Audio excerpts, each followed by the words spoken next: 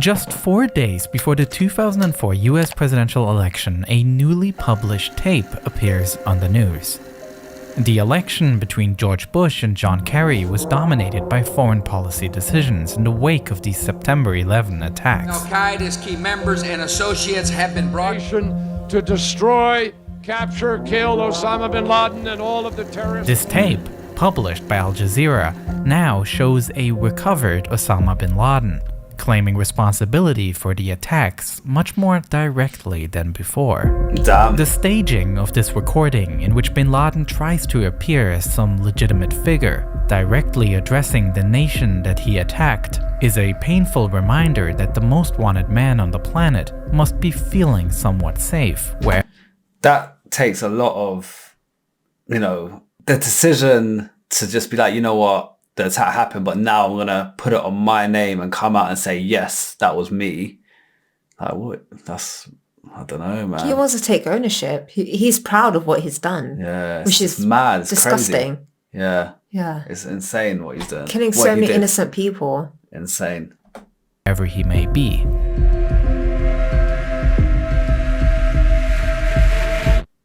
No wonder why they killed him and didn't bring him in. At the very same time, at the CIA headquarters in Virginia, where a special unit was tasked with finding bin Laden, pretty much every lead had gone cold at this point. A situation that was even more frustrating considering that almost 3 years ago, they believed they were close to catching him. By the end of the 2001 US invasion of Afghanistan, Al-Qaeda fighters had been pushed into the eastern part of the country.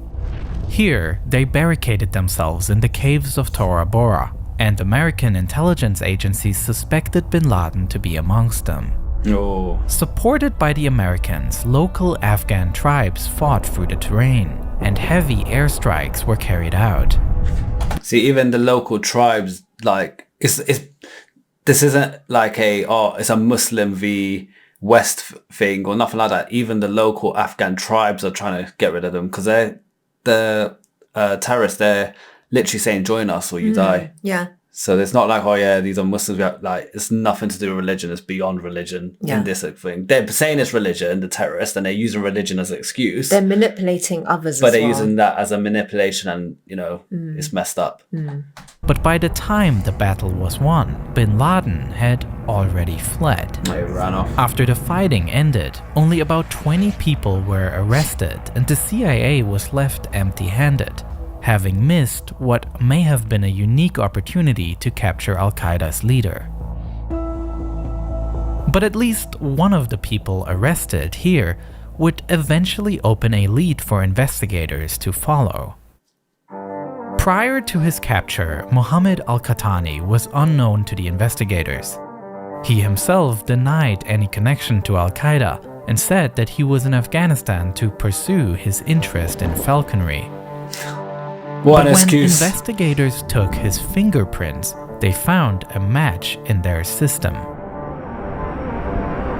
They found out that just a few weeks before the September 11 attacks, he had tried to enter the United States. No way. Carrying $2,800 in cash with him and traveling on a one-way ticket, the customs agent became suspicious of Qahtani and denied him entry to the country, fearing he might be trying to illegally immigrate. Well, good thing they did because he was part of the Al-Qaeda from the looks of it. He had plans. So whoever declined him done a very good job. The investigators also knew that on the very same day, a call was placed from Orlando Airport to an Al-Qaeda telephone number in the United Arab Emirates. This number had been monitored, and the fact that Qahtani was at the airport at the same time made investigators scramble to establish some sort of connection between these events. FBI agents worked their way through piles of airport surveillance footage looking for more leads, and eventually they were successful. They were able to identify a car that was at the time rented by Mohammed Atta. Here we Atta go. was the ringleader of the September 11 attacks and piloted way. American Airlines Flight 11 So sad. that struck the North Tower of the World Trade Center. It was concluded that Atal was waiting at the airport to pick up Katani. It is widely believed that Katani was intended as one of the hijackers of United Airlines Flight 93, which is the flight that failed to reach the attacker's intended destination because it crashed in Pennsylvania while the passengers were attempting to regain control. With that knowledge, Katani was interrogated, and he was one of several Al-Qaeda captives that in the coming months and years made it possible for investigators to get a better picture of the group's inner workings. Abu Zubaydah, a logistician for the group, was arrested in March 2002 and offered the CIA information that Khalid Sheikh Mohammed, who was Al-Qaeda's operational commander, had planned the attacks on America. 1 year later, he also was arrested. They all got Katani taken out. revealed that in July 2001, in preparation for the attacks, Khalid Sheikh Mohammed introduced him to a person previously unknown to the CIA, Abu Ahmed al-Kuwaiti, who trained Katani in operational security. All this helped investigators to understand Al-Qaeda's structure better, with less trained operatives. They had a proper, like, structure in their organization. Terrorist group, or, you know, like, as a terrorist group, you'd think, oh, it's just guns and destruction. But they had the Yeah, they hierarchy, need to have a plan. you know, jobs allocated. It was a very organized crime. I mean, to execute a massive destruction, unfortunately, they do have to plan this in advance. You can't just kind of go guns You can't just blazing. roll up to a country. Like America with high security. Yeah. We know America's on point with that stuff. So, Yeah, it's crazy, man. So sad. A command and planning layer, and Bin Laden as the leader. But they were still clueless as to Bin Laden's whereabouts. The CIA was mapping relationships to understand who was in close contact with him and how he communicated from his hiding place. The private network of Bin Laden, his family members, were also looked at. However, there was no contact between Bin Laden and those family members of him that could be located. What the CIA knew was that Bin Laden continued to send messages though. In the following years, new audio tapes appeared, and it was known that he was communicating with members of leadership within Al-Qaeda. The strategy of the CIA, therefore, was to look for the courier network, people that transport information. That's a good plan, because if they get hold of some of that, they got the intel. They could work off that. Big and tasty. War with Iran. I'm running for governor. Explode in the sky. Our congratulations on An historic victory. In mid-January 2004, Kurdish security forces arrested a man named Hassan Gul. He was carrying a letter that was addressed to Bin Laden. That's the information. Gul was handed over to the Americans, who interrogated him and received crucial information indicating that a key person to finding Bin Laden had already been on the agency's radar. Hassan Gul claimed that it is Abu Ahmed al-Kuwaiti who operates as Bin Laden's personal courier. As the focus of the investigation shifts to Kuwaiti, investigators receive conflicting information about his role within Al-Qaeda. While Hassan Gul describes a larger role and that Kuwaiti was familiar with both Khalid Sheikh Mohammed and with his successor Abu Faraj al-Libi. They must have interrogated him hard to get that information out, because he threw them under the bus. he did. He's basically... Bear in mind, he's probably gonna... So they must have done some serious, more than a normal interrogation. They must have done some... They have to. These are Do you think terrorists. so? Yeah, man. What do you guys think? Behind closed doors, are these interrogations? These ain't just words. Like, there's surely a lot more to it. They might offer like witness protection. Yeah. But I think like to get that kind of information out, especially when you're one of them, and you're bonded by religion, that's how they move. he probably got battered to get that info out. I wouldn't be surprised. What do you guys think? Comment below. Khalid Sheikh Mohammed, on the other hand, denies a major role of Kuwaiti and claims that this person has long since retired and is inactive. In May 2005, Abu Faraj al-Libi himself was also arrested in Pakistan, and No way. too vehemently denied a larger role of Kuwaiti. Investigators were also questioning a guy that goes by the name of Hambali, the former leader of Al-Qaeda's Southeast Asian affiliate group. He claimed that Kuwaiti did play a role, as he was the one managing a safe house in Karachi around the time the Taliban fled from Afghanistan. If anything, the many contradicting statements about the role of Kuwaiti made him all the more interesting. The problem was that other than his name, not much was known about him. And even the name itself is not uniquely identifiable, as it is not his real name, but an alias that translates as the father of Ahmed from Kuwait.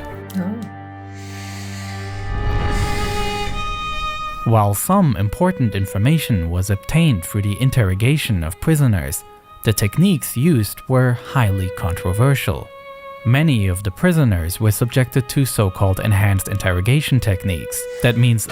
Here we go. Enhanced interrogation. He was just about to say what it means. This ain't no like normal interrogate. This is peak. I'm Yeah. telling you, this is like borderline torture.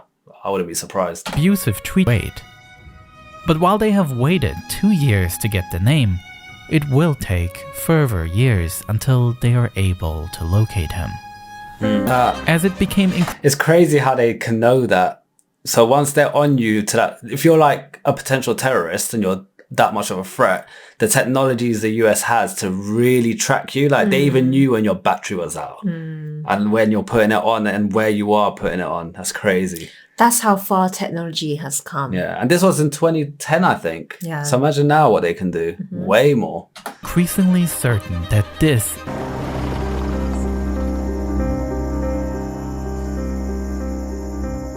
The large house surprised investigators. The agents had assumed that now that Kuwaiti had been identified, they would be monitoring him until he approached bin Laden's hideout. But when you look at the massive compound in which Kuwaiti lives, investigators thought that they might already be there. That Kuwaiti may be living under the same roof as bin Laden. Imagine. Wow. Is that how they found him? That probably is. Even though Washington wasn't entirely sure about it at the time, bin Laden was located, and a manhunt that has had top priority since the September 11 attacks comes to its final stage.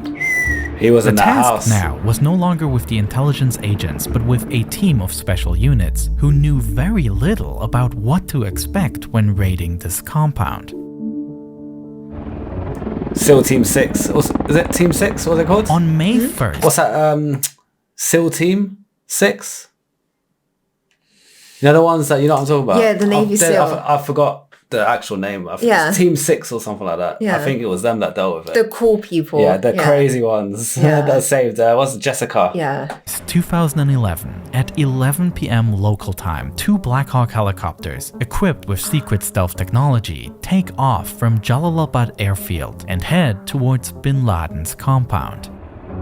The mission is complicated by the fact that the United States government had decided not to inform Pakistan of the operation, which means the Navy SEALs There'll be had to snitches. avoid getting noticed, which seems especially challenging considering that bin Laden's complex is located right next to a Pakistani military academy. I'm telling you, the reason for that, bin Laden's obviously got many insiders. Yeah. He's obviously got people working in the Pakistani special forces and also this military academy. He probably got loads of people that are like followers of bin Laden, but they're trying to get in the They've network. got access to weaponry as well. Exactly. So Yeah. the second they tell Pakistan, Yeah. someone's snitching to bin Laden and he's out. 100%. Then the count carries on. Yeah. So they The just went. story of how this raid unfolded is truly fascinating, which is why I have produced another full-length video about this operation, Oh, we're gonna watch creating that detailed next. models of the mission's plan and mapping We'll out watch that. how it played out during that night. Right, so we're going to call that part 1 of that because just as it was getting to the juicy bit where Navy SEAL Team 6 is getting involved, it had to cut off. So we will call that part 1. We'll do a part 2. We will react to that video that he just mentioned. Regardless of if it gets demonetized, we don't really care. So we'll watch it for you lot. And yeah. Thoughts? More on expanding our knowledge as well. Thoughts? Yeah. So let's do far? it. But what do you think of the first video? It's very insightful. Yeah, it's crazy. I didn't know it was like going... I knew it went on for a while, but when you look at the levels of like what they had to do to find Bin Laden, it's like, damn, it's actually like mind-blowing. Guys, thank you for recommending the video. Don't forget to like and subscribe. This was a suggestion. We are reacting to them regularly, so keep commenting below. For now, peace out. Bye.